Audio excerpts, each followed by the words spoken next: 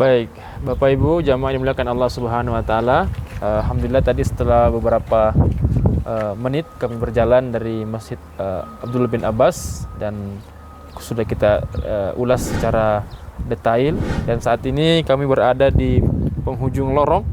Ini adalah Masjid Adas. Ya, Adas ini adalah seorang nama yang kemudian dinisbatkan atau diberi nama masjid ini karena Adas ini adalah seorang yang dulunya beragama Nasrani, kemudian nanti dia masuk Islam. Ya, sehingga masyarakat Taif kemudian untuk mengenang namanya, maka didirikanlah masjid bernama Adas.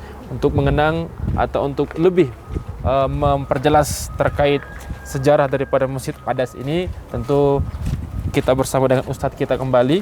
Beliau akan bersama-sama menjelaskan kepada kita semua sejarah tentang Masjid Adas ini dan siapa Adas itu, dan kemudian bagaimana Nabi Shallallahu Alaihi Wasallam bermuamalah dengan sosok yang bernama Adas ini.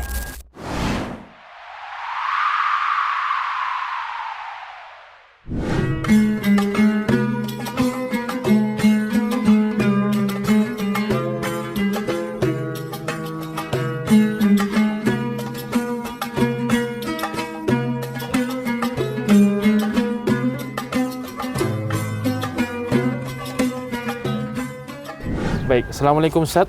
Assalamualaikum warahmatullahi wabarakatuh. Alhamdulillah kita sekarang berada di lorong ini. Ya, alhamdulillah kita udah sampai di Masjid Adas. Lorong di tengah kebun nih. Kebun ya. Ya. Tengah kebun. Baik. Jadi mirip zaman dulu ini. Zaman dulu. Zaman dulu memang kan ini area sini merupakan area kebun. Kebun milik Syaibah. Oke. Syaibah dan Adas itu. Adas ya. Dia merupakan hamba sahaya. Atau budak ya. Budak ya. Dia budak milik Syaibah yang diminta untuk merawat kebun ini. Dan cerita Islamnya beliau adalah ketika saat itu Rasulullah SAW terusir dari Taif. Kemudian Rasulullah pun menuju ke arah kembali, menuju Mekah lagi. Saat itu kondisinya sudah berjarah, ditemani dengan Zaid bin Harithah akibat lemparan batu. Dan usiran warga Taif itu ya. Kemudian akhirnya Rasulullah pun berteduh di sini. Ketika berteduh, Syaibah lihat. Akhirnya Syaibah mengutus Adas itu tadi hambanya. Lihat tadi, itu siapa tuh kok masuk ke kebun kita? Kayaknya kondisinya menyedihkan gitu. Betul. Jadi Syaibah waktu itu nggak tahu kalau yang datang itu adalah Rasulullah. Kemudian akhirnya Adas pun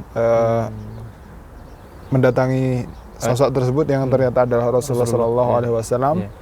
Kemudian ditawarkanlah anggur, dilihat kondisinya menyedihkan dan karena kan ini pohon anggur saja. Ya ini saat itu kebun anggur. Jadi ditawarkan anggur dan kemudian ditawarkan juga air minum. Ya, mungkin sambil jalan Ustaz. Iya, supaya kita bisa melihat. Itu di depan itu adalah Masjid Adasnya tuh. Kelihatan ya, itu di depan ada Masjid Adas. Terus saat itu Rasulullah Shallallahu Alaihi Wasallam pun menerima hidangan yang disampaikan oleh Adas tersebut. Kemudian ketika makan, Rasulullah memulai dengan basmalah, Bismillahirrahmanirrahim. Kemudian saat itu si Adas pun heran. Ini kamu barusan ngucap apa nih? Bertanya kepada Rasulullah. Karena heran. Dia nggak pernah Rasulullah SAW mendengarkan Adas ini belum pernah mendengarkan ucapan semacam itu. Belum pernah mendengar ucapan basmalah sebelumnya. Terus kemudian akhirnya Adas pun heran. Adas heran dan kemudian dijelaskan oleh Rasulullah, ini adalah ucapan yang menunjukkan bahwa saya mengucap dengan nama Allah Subhanahu wa taala. Kemudian akhirnya Rasulullah pun bertanya kembali tentang Adas ini dari mana. Kemudian Adas pun menjawab dia berasal dari Nainawa. Nainawa itu suatu daerah yang sekarang masuk area Irak.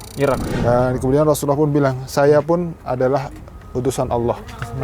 Dan saya adalah seperti Nabi Yunus. Jadi Nainawa ini daerah tempat dakwahnya Nabi Yunus zaman dahulu. Di Irak ya sekarang. Ya, di Irak. Dan kemudian akhirnya pun si Adas ini yang sebelumnya beragama Nasrani dan dia tahu tentunya tentang ajaran tauhid. Saat itu yang disampaikan oleh Nabi Yunus. Betul. Dan kemudian akhirnya Adas pun menyatakan ketertarikannya dan kemudian Rasulullah pun mengajarkannya dan kemudian Adas pun menerima yang disampaikan oleh Rasulullah dan kemudian saat itu Adas pun memeluk Islam. Syaibah menceritakan yang si tuannya tadi itu bahwa keadaan Adas ketika dia suruh pertama kali setelah dan juga ketika kembali ke itu kondisinya beda. Raut mukanya itu berbeda. Jadi seolah dia mendapatkan sesuatu hal yang membahagiakan dan kemudian raut mukanya sangat jauh berbeda ketika dia sebelum berislam dengan setelah berislam. Jadi saya melihat psikologinya berbeda ya? Iya, jadi melihat raut rupanya secara fisik pun dilihat kok ini dia jadi lebih ceria, lebih terpancar, lebih apa namanya? Bercahaya gitu lah istilahnya. Dia mendapatkan hidayah Islam. Ya karena kemudian itu setelah menemui Rasul dan kemudian setelah mendapat hidayah Islam. Untuk masjid ada sendiri seperti apa? Ini masjidnya masjid kecil sebenarnya. Masjid kecil, ya. Dan kemudian sebenarnya kalau secara ibadah, dia tidak ada ibadah yang dikhususkan. Tidak ada. Ya kita berziarah ke sini dan kemudian mempelajari apa yang disampaikan oleh Rasulullah SAW dan kemudian kita bisa melihat lebih nyata langsung di tempat di mana Rasulullah SAW dulu mendakwahkan kepada Adas dan ya kurang lebih kondisinya sampai hari ini mirip-mirip lah ya. Dulu kebun, sekarang juga masih kebun. Jadi ini masjid di zaman Nabi dulu belum ada ya? Karena belum ada, tentunya belum ada. Cuman mungkin orang-orang Taif membangun ini supaya mengenang atau ini masjid Adas. Mungkin saat kita masuk ke dalam, bisa melihat.